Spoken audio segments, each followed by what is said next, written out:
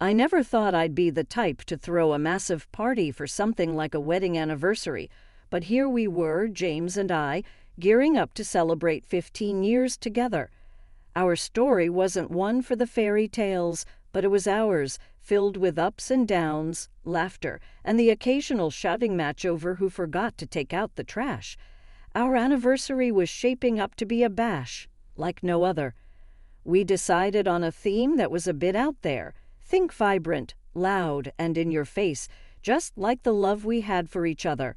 I found myself in a pink wedding dress that screamed more bubblegum pop star than blushing bride, while James was practically glowing in a suit, so red you'd think he'd stolen it from a flamenco dancer. "Look at us, Ella," James chuckled as he twirled me around in our living room. "We are a walking Valentine's Day card." I couldn't help but laugh. "Yeah, well, you love it, and you know this dress makes me look good." The doorbell rang, signaling the start of the chaos. Our place was soon filled with over 130 of our closest friends, acquaintances, and a few folks I swear I'd never seen before in my life. The music was loud, the drinks were flowing, and everyone seemed to be having the time of their lives. "Hey, Ella," shouted my friend Liz over the din of the crowd. "I brought someone I want you to meet. This is Tina. She's a model." Tina was striking, with an air about her that screamed, "I'm used to being the center of attention." I could see why Liz was so eager to introduce us. "Nice to meet you," I said, offering a smile that I hoped didn't look too strange. "The pleasure's all mine," Tina replied, her eyes scanning the room until they landed on James. "And who's this dashing gentleman?" Before I could answer, James slid up beside me, his arm wrapping around my waist. "I'm the lucky guy who gets to call Ella my wife. And you are Tina," he said, her smile a little too friendly for my liking. I noticed the way James's gaze lingered on her a bit too long, but I brushed it off. Jealousy wasn't a good look on me, and besides, James was just being polite, right? As the night went on, I found myself watching them from across the room. They were laughing about something, and I felt a twinge of something ugly in my gut. Shaking my head, I turned back to the group I was chatting with, determined not to let it bother me. As the night wound down, James pulled me aside, his eyes sparkling with a mix of excitement and something I couldn't quite place. "Babe, I've been thinking, what if we got ourselves something special for the anniversary? Something big. Something like a new car," he said. I raised an eyebrow. "A new car, James? You know we've got to be sensible with our spending." He was quick to reassure me. I know, but think about it. It's not just any car. It's a statement, a way to mark our 15 years. Plus, with your photography gigs and my job, we can handle it. What do you say?" After a bit of back and forth, his enthusiasm was infectious, and I found myself nodding in agreement. "Okay, let's do it. But you owe me big time for this," I said, half-jokingly. The weeks after our anniversary bash flew by in a blur of work and routine, but something was off. James's late nights at the office started stacking up like unpaid bills. Working late again, I'd ask over the phone, trying not to let the skepticism seep into my voice. "Yeah, babe, you know how it is. End of quarter crunch," he'd respond, his voice a mix of fatigue and something else I couldn't quite pin down. I wanted to believe him, really I did, but doubt is like a small leak in a dam.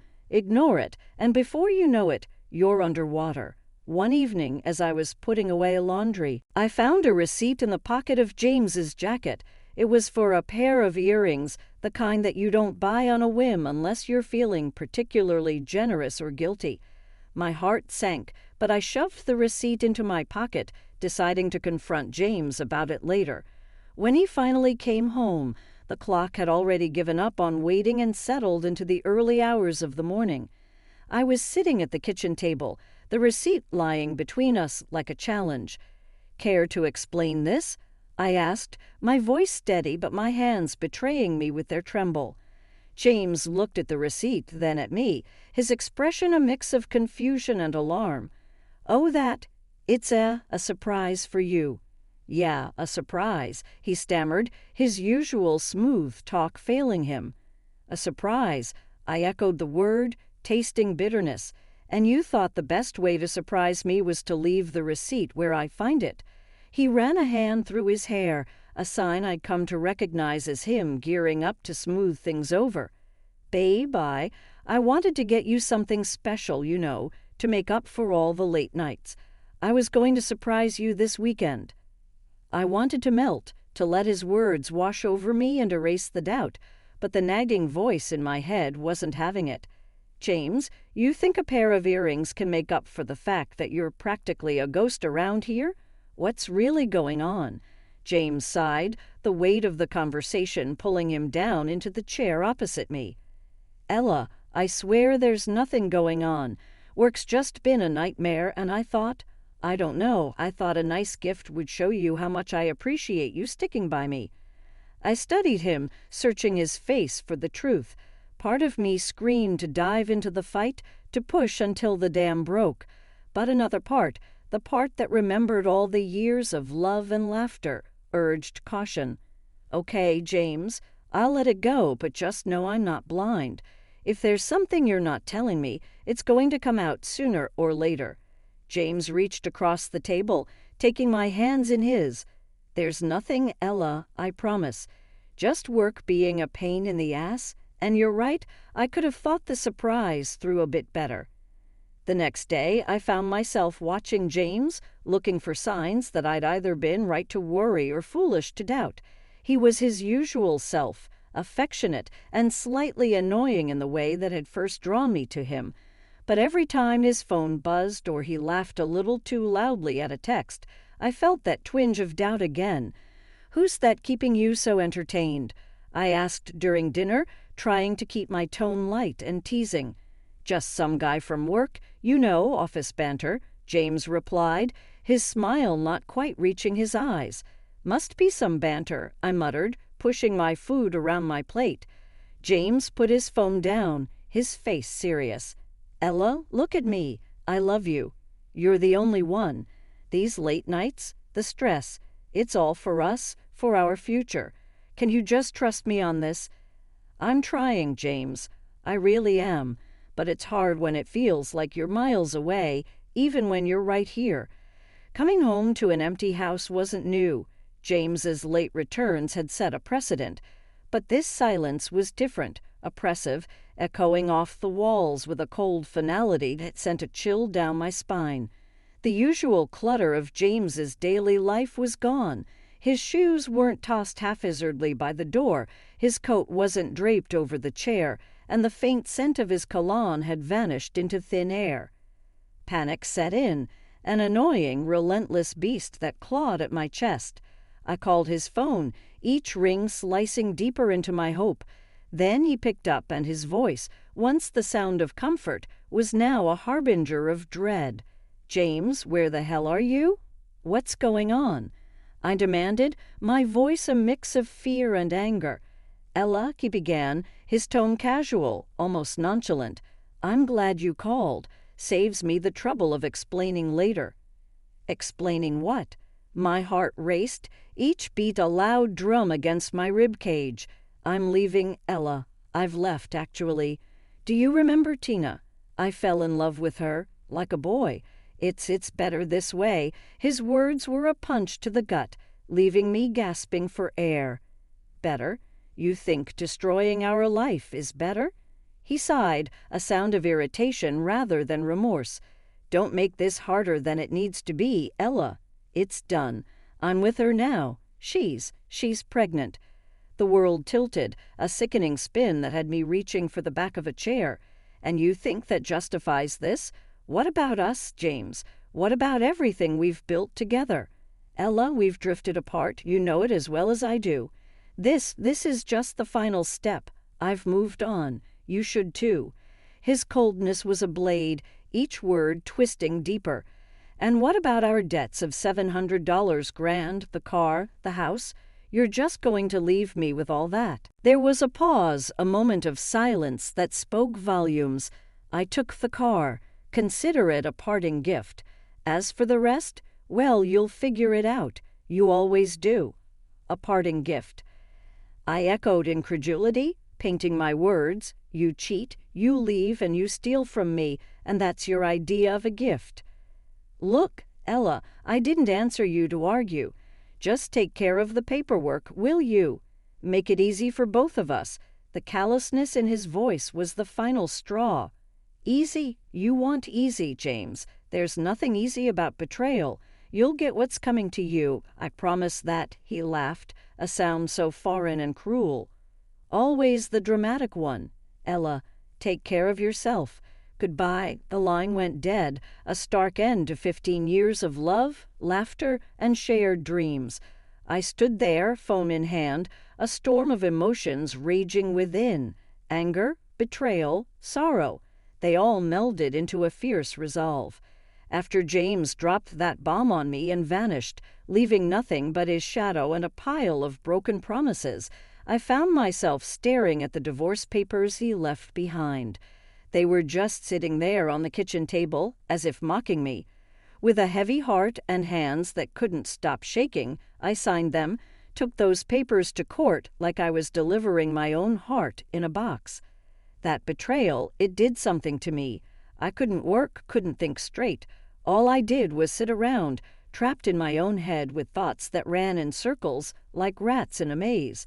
It was like my body just gave up on me, couldn't handle the stress of it all. Before I knew it, I was knocked flat with some serious illness, needed surgery and everything. Thank the stars for insurance, 'cause it covered everything. Without it, I'd have been sunk deeper into a hole I couldn't claw out of.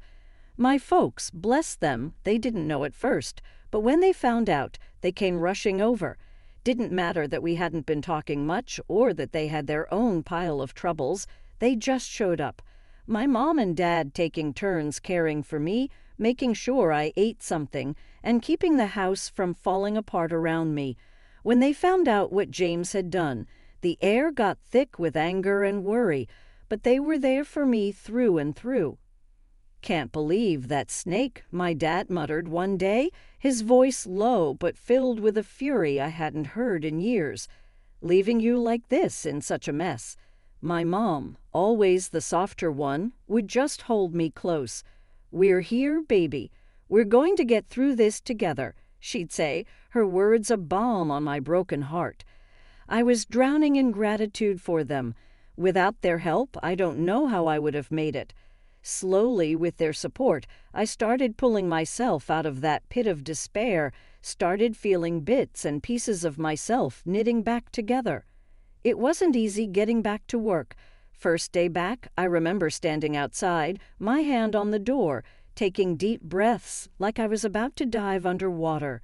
You can do this, I whispered to myself over and over like a mantra. Inside, it was like stepping into a different world. The familiar faces, the smell of coffee in the air, it was all the same, but I felt like I was seeing it from the other side of a glass wall. You good, Ella? One of my coworkers asked, eyeing me with a mix of concern and curiosity. Yeah, just getting back into the swing of things, I replied, forcing a smile that felt like it cost me everything. But day by day, it got a bit easier. The routine of work, the focus it demanded, it gave me something else to think about besides James and the colossal mess he left behind. My parents, they were my rock, my safe harbor in the storm. They saved me in more ways than one. Just when I thought things couldn't get any crazier, Liz, yeah, the same one who unknowingly threw my life into a tailspin by bringing Tina around, gave me a buzz one lazy afternoon. Ella, you won't believe what I just found out, Liz blurted out, barely letting me get a hello in. I braced myself, not sure I was in the mood for more surprises. What's up, Liz? What did you find out now? That model, Tina, she was already pregnant when she met James at our party. James got played, big time. Liz's voice was a mix of shock and, oddly, a hint of satisfaction. I paused, letting the news sink in. A part of me, the part that was still nursing a broken heart and a bruised ego, couldn't help but feel a twinge of satisfaction. So he left me for a lie. Can't say I'm sad to hear that, I thought to myself, But Liz had a point. "Listen, Ella, this is your chance. You need to fight back, get what's yours. Have you thought about talking to a lawyer?" Liz's tone turned serious, all business now. I hadn't, not really. The thought of diving into legal battles on top of everything else felt overwhelming. But Liz had a point. "I guess it's worth a shot. I'll look into it." "Thanks, Liz." Finding a lawyer felt like stepping into another world, but I lucked out, finding one who didn't just see me as another case number.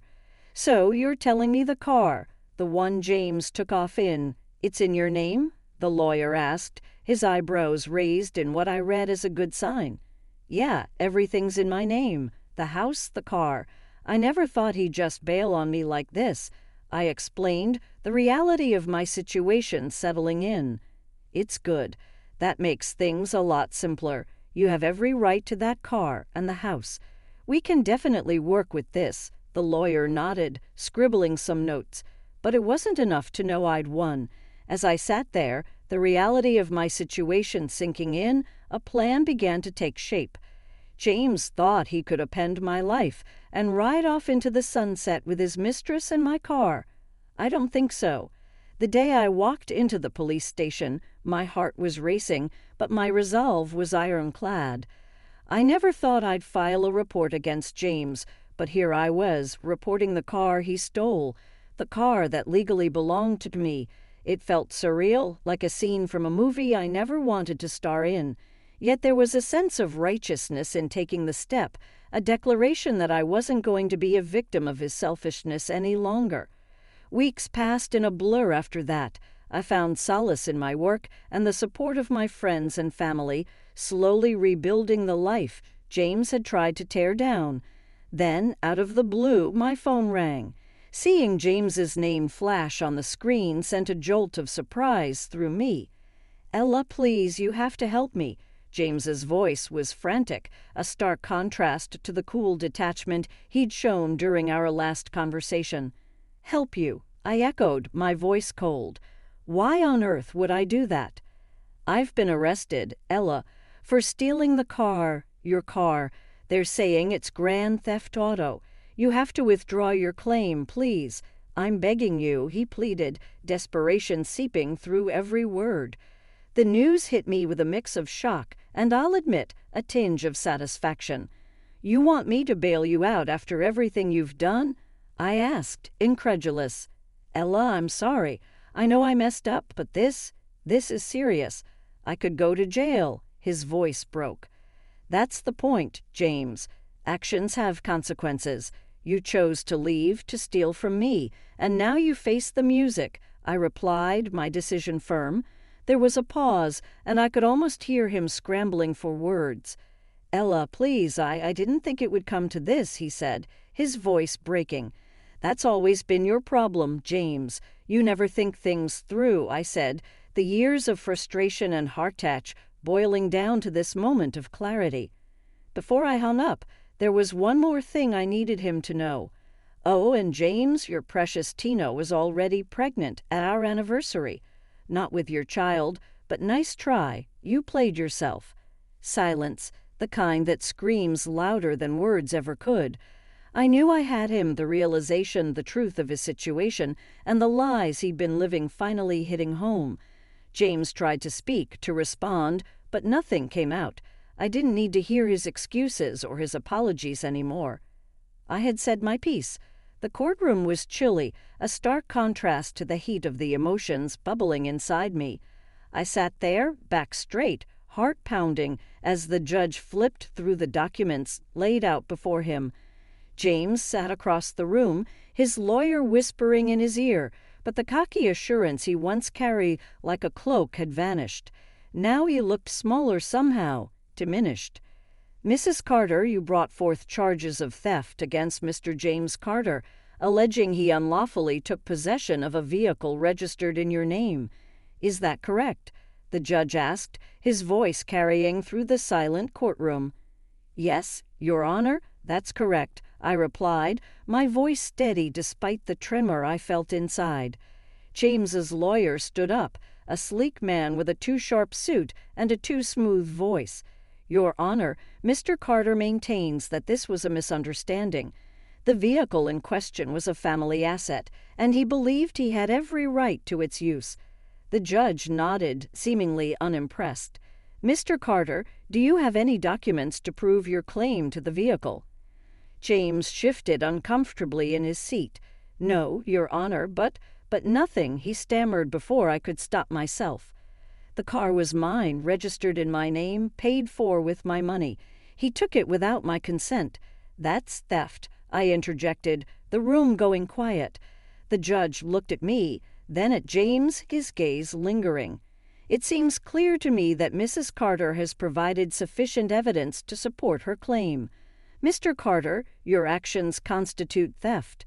You unlawfully took something that didn't belong to you, the judge declared. James's lawyer tried to interject, but the judge raised his hand, silencing him. I'm ruling in favor of Mrs. Carter. Mr. Carter, you are to return the vehicle immediately to Miss Foster and compensate for any damages incurred during this period. Furthermore, you will pay a fine for the unlawful possession of the vehicle. James looked like he'd been slapped. He turned to me, his eyes pleading. Ella, please. I shook my head, cutting him off. Justice, James. That's all I wanted. You can't just take what you want without consequences. The judge banged his gavel, marking the end of the proceedings. Court is adjourned. As I walked out of the courtroom, a weight lifted off my shoulders. It wasn't just about the car or the money. It was about standing up for myself, about showing James, and maybe even myself, that I wasn't someone who could be walked over. I had fought for my rights, and I had won. After everything settled down from the trial, my life took a turn I never expected. It was like I finally woke up from a long, bad dream and decided I wasn't going to spend one more minute stuck in the past. I let go of all the pain and anger that James had caused me. It wasn't easy, but day by day I felt lighter, more myself. I heard through the grapevine that James's life took a nosedive after the trial. His reputation was shot, and he got canned from his job. Turns out, word gets around fast, and no one wanted to hire a guy known for pulling the kind of stunt he did. Last I heard, he and that mistress of his called it quits. Karma's a real thing, I guess. One day, Liz dropped by my new place, her eyes wide as she took in the cozy setup. This is nice, Ella, really nice, she said, smiling. Thanks. Sold the old apartment and the car, paid off every last cent of that loan. It's like I'm starting fresh, you know. Liz nodded, sipping her coffee. And the mortgage? Way more manageable. Got myself a sweet deal on this place. It's smaller, but just what I need, I replied, taking a deep breath, feeling genuinely content for the first time in ages. So what's next for you? Liz asked, a curious glint in her eyes. Travel, I said, grinning. I've got a list of places I want to see and experiences I want to, experience. Life's too short to stay put. Liz laughed, clinking her cup against mine. That's the spirit. You deserve all the adventure and happiness in the world, Ella. And I did travel. I saw beaches with sand so white it hurt your eyes, cities buzzing with life and lights, mountains that touched the sky, and forests so quiet you could hear your own heartbeat.